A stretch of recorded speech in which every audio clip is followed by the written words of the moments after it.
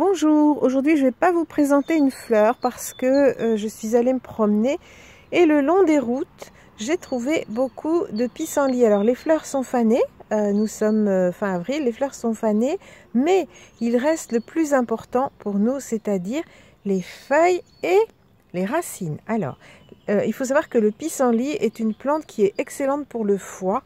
Elle va drainer le foie et donc si vous faites peut-être des petites imprudences sur le plan gastronomique, eh ben, une petite tasse de décoction de pissenlit, ça va vous faire le plus grand bien.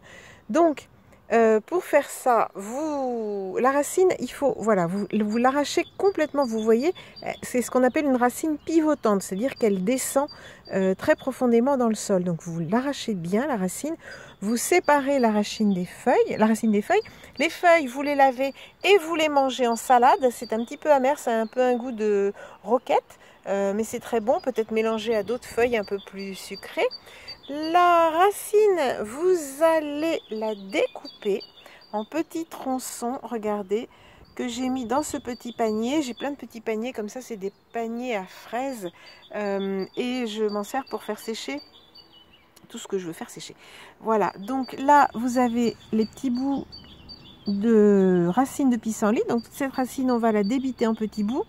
Vous faites sécher, ça prend une dizaine de jours, il faut mettre ça dans un endroit évidemment sec, ombragé, enfin pas en pleine lumière. Quand c'est bien sec, et ben vous avez de quoi vous faire une tisane. Alors moi je conserve ça, vous voyez, dans des petits tiroirs où j'écris le nom des plantes. Voilà, là j'ai mis les racines et les feuilles aussi pour me faire des décoctions, d'excellentes décoctions. Qu'est-ce qu'une décoction? Alors, pour boire des tisanes, en fait, les fleurs qui sont fragiles, genre les pétales de coquelicot, le tilleul, la verveine, les feuilles de verveine, là vous pouvez les consommer en infusion, c'est-à-dire vous faites bouillir de l'eau, vous mettez les feuilles dedans, vous attendez 5 minutes et c'est prêt. Mais tout ce qui est plus dur, le thym par exemple, les racines donc de pissenlit, les écorces de bouleau, les écorces de l'aubier de tilleul, enfin tout ce qui est un petit peu plus dur, ça ne va pas marcher, les principes actifs ne vont pas être libérés dans l'infusion. Donc, vous allez faire une décoction. Décoction, c'est facile.